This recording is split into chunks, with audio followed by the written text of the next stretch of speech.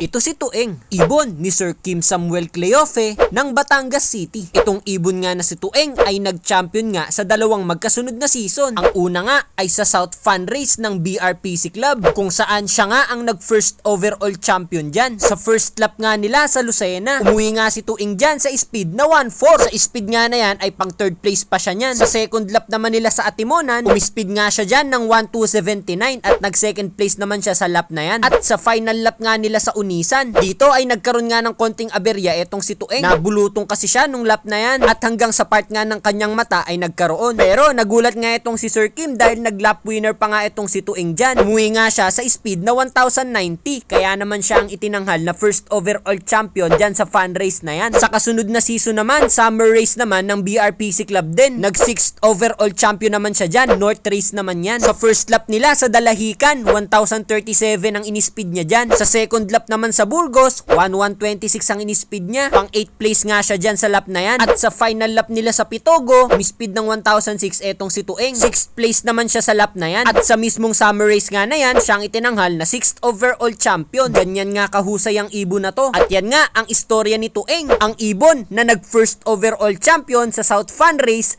at 6th overall champion naman sa North Summer Race.